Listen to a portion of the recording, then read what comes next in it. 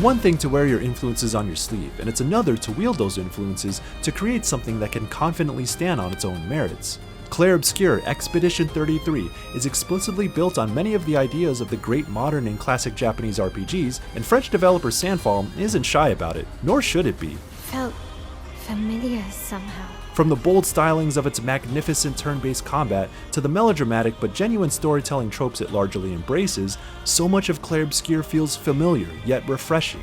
Its superb execution on those ideas puts its own stamp on them for one of them somber but hopeful journeys I won't soon forget. Expeditioners. The Sword of Lumiere. We honor your dedication. In Clair Obscur, the people of Lumiere live in a fractured reality. Every year, a godlike figure they call the Paintress marks a number on a tower far off in the distance, counting down the age at which people will perish into nothingness. You lead the survivors of the latest in a series of annual expeditions that set sail in hopes of destroying the Paintress, none of which have ever come back despite decades of attempts. Know that Lumiere stands with you. It's a harrowing premise that hangs a heavy layer of melancholy over the entire story. Knowing that your people are fighting against their own extinction by signing up for a death march, facing unknown dangers, and picking up the pieces left behind by expeditions long gone, it's easy to become invested in their fate and the mysteries that dictate their world. We're the only ones left. You don't get to die. I finished the main story and a decent amount of side content in about 35 hours, and that length speaks to how Clair Obscur doesn't waste a moment. There isn't really any filler along the critical path, and it doesn't get bogged down in drawn-out exposition. You're alive! I thought I was the only one left. While some of my favorite moments in RPGs come from the downtime that offers a chance to breathe and take in the world, there's an embedded urgency here that cuts to the chase in a way that mostly works in its favor. I love a good 80-hour RPG, don't get me wrong, but this is a nice change of pace. Let's go.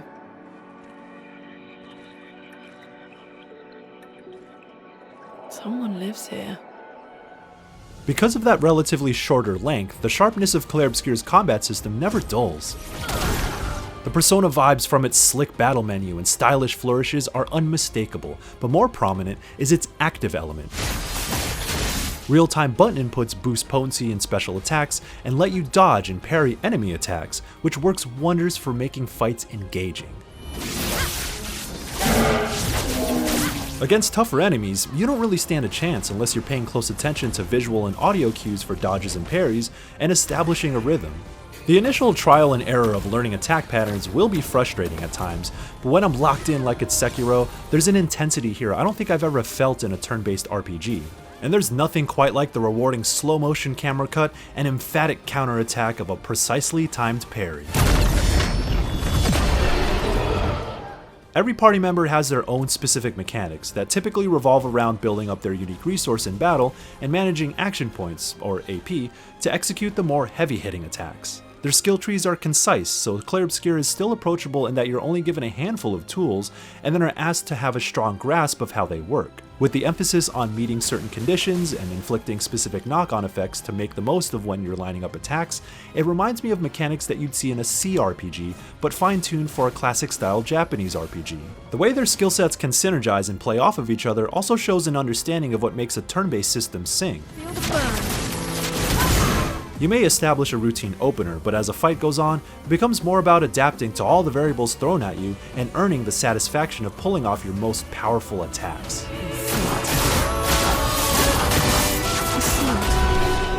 Then there's another layer called Pictos. These attachments offer game-changing stat boosts and perks that drastically affect how you can gain AP, the bonuses you get from dodges and parries, or the way status effects work, and more.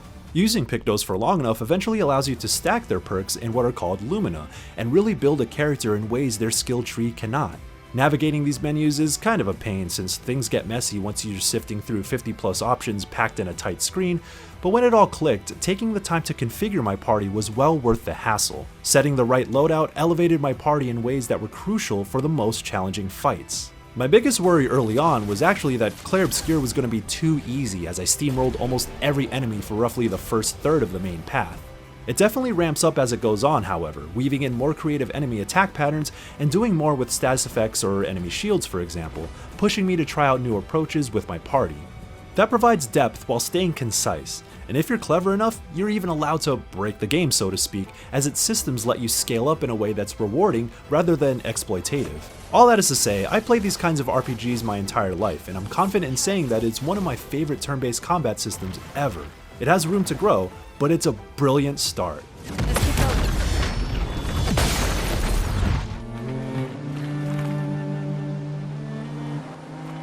There's something very old school about Clair Obscur, and its overworld is one of the clearest ways in which it harkens back to classic RPGs. The map is filled with optional locations and secrets, many of which aren't accessible until you unlock new travel methods, similar to getting chocobos and airships in the Final Fantasy games of yore. It's actually really charming, embracing its video gamey aspects while knowing it doesn't have to always take itself so seriously. Distant landmarks create a sense of wonder, and eventually you can go visit them to fight super bosses or play silly minigames for unique items or uncover a bit more about the story you wouldn't have seen otherwise. And that side content accounts for roughly another 20 hours of gameplay on top of the main story. There's no real quest log, so there isn't an elegant way to track what you stumble upon, but rather than feeling obtuse, it gives the impression that these secrets are yours to discover in true throwback fashion. The main locations you visit function like dungeons where you fight your way along a fairly direct track with extra items tucked in nooks and crannies off the beaten path.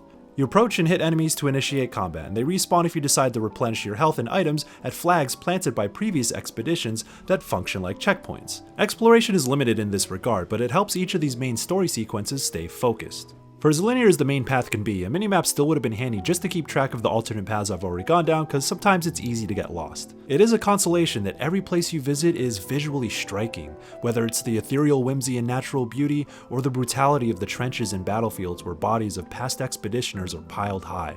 Regardless, I was often in awe of Clair Obscur's world.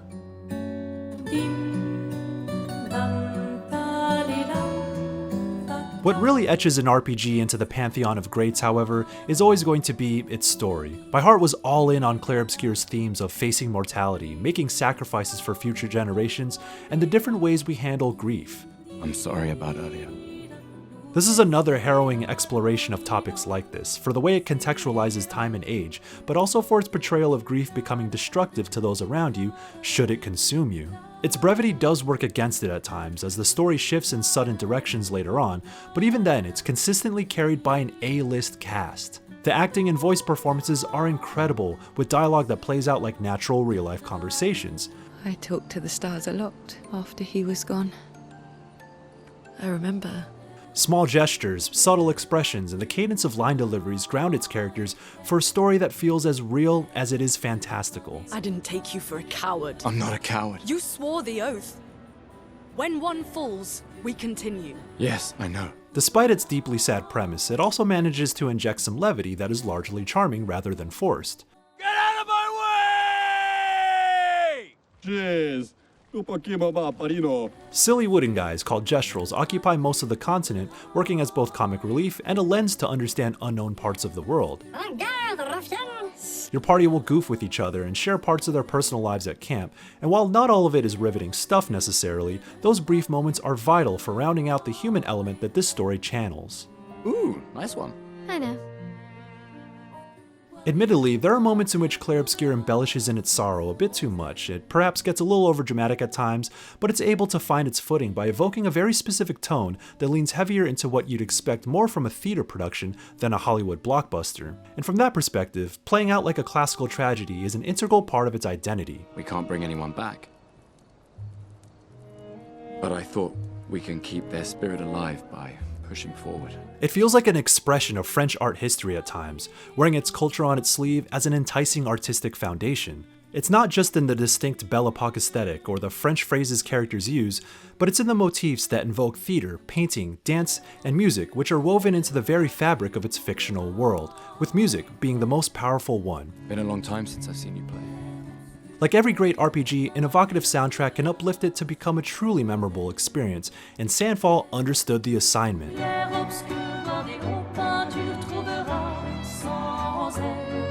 There's almost too much good music that certain songs didn't get enough time to stick in my head, but at every turn are amazing songs that hype you up for battle, get you in a groove with catchy melodies, or set the tone for a wistful atmosphere. Clair Obscur's soundtrack is stunning and will be one of the reasons I won't forget this game.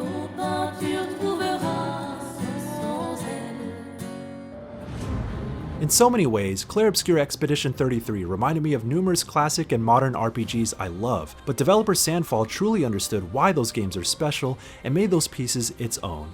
Its creative turn-based combat system is fantastic, keeping me engaged while impressive visual flourishes bring it all together. The story can be a touch messy and melodramatic at times, but there's still an earnestness to how it frames mortality and grief, and the different and destructive ways we may handle it, all delivered through fantastic performances from an A-list cast that gives its story the heart it needs to really hit. The contrast between its artistic sensibilities and old-school RPG design philosophy shows a clarity of vision, as if it was scoped just right to focus on the things that matter most, making it a true modern throwback. And so, Clair Obscur Expedition 33 stands strong alongside its inspirations, and I hope that it too can be an inspiration for those who come after. Tom Marks, Executive Reviews Editor, here with Michael Higham again to talk about his review of Clair Obscur Expedition 33.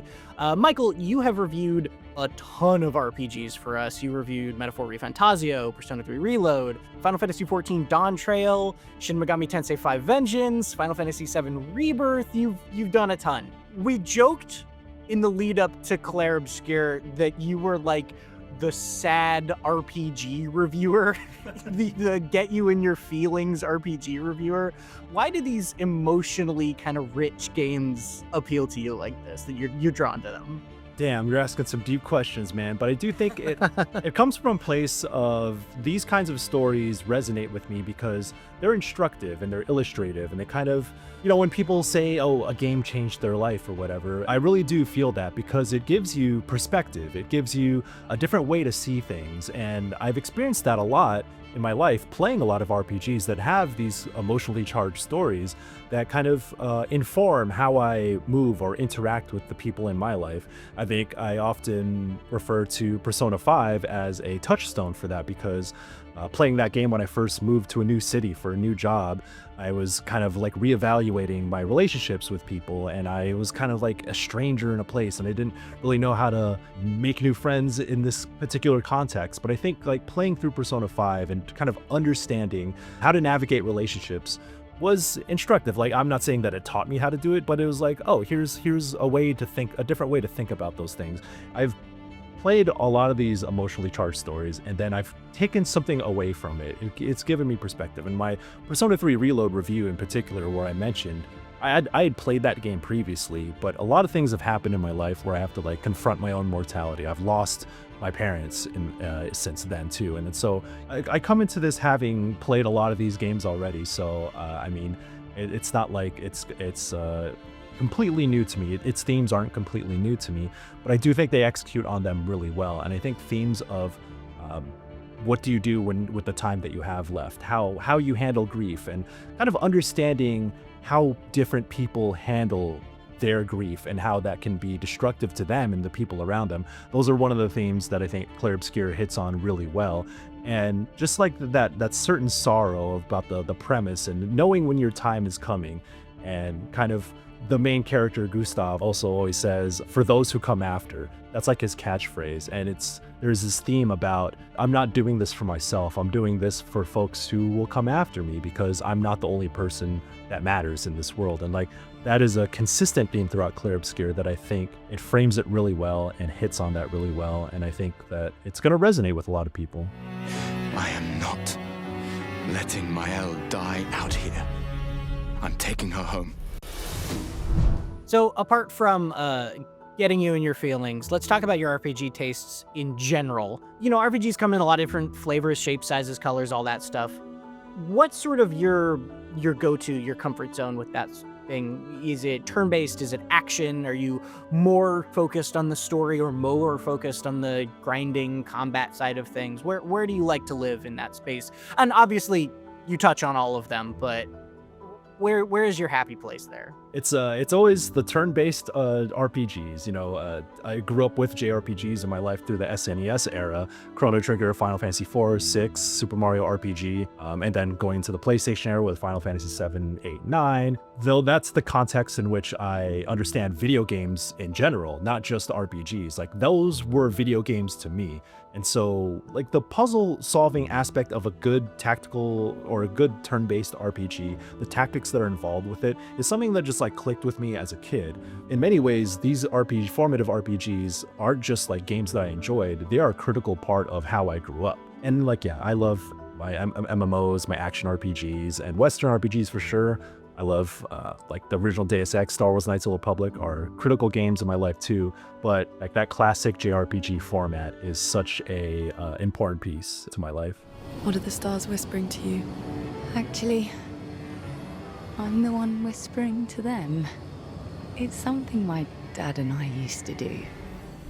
Yeah, I asked you this last time as well. Is there anything that you want to touch on a little bit more, maybe you didn't get time to go fully into in the review, or just like a little detail or something that stood out to you that you'd want to shout out here? Yeah, I think in my review, you want to be comprehensive when you talk about a game in a review, right? But there's something about Clair Obscur that is so contingent upon its plot twists. And so the way I write about a game for a pre-release review is going to be very different for how I talk about it. And if I did like a spoiler cast, or if I wrote specifically about a story with an upfront spoiler warning, because there are things to dig into, not just thematically and its motifs, but also how it tells its story. And I can only really dance around it in the review. And I hope that it gives people an understanding of where I'm coming from without setting up expectations, or like, there are no spoilers, but you can also spoil the feeling of something. That's a tough thing to kind of balance. And, it's hard to always get that right. So that's one thing that was challenging about a review, that you can't always include those specific details, even though they are very important to your kind of overall enjoyment and evaluation of the game. And that's something that, we take a lot of thought to in the edit process as well, right? We never want to spoil people on things, and we always want to be sensitive about everybody's spoiler level is a little bit different. Even just hearing, oh, there is a twist is a spoiler to some people, right? And so you have to find a middle ground where, like you said, you're talking about the review, you're talking about the game, you're giving the insight you need to give without ruining that experience for people who want to just come in fresh. And so we try to warn when we can, when we do those things. You out there watching, let us know how you feel about how we did with spoilers on this one. Who knows? Maybe you're mad about it, and that's all the comments are talking about. Michael, thanks very much for taking the time to chat a little bit more about your review, the process, your RPG tastes, all of that stuff. If you want more of Michael's reviews, his last one was South of Midnight. We have a chat at the end of that one as well, so you can go check out that. Or if you want more RPGs, earlier this year we reviewed Xenoblade Chronicles X Definitive Edition, so you can check out that review. For everything else, stick with IGN.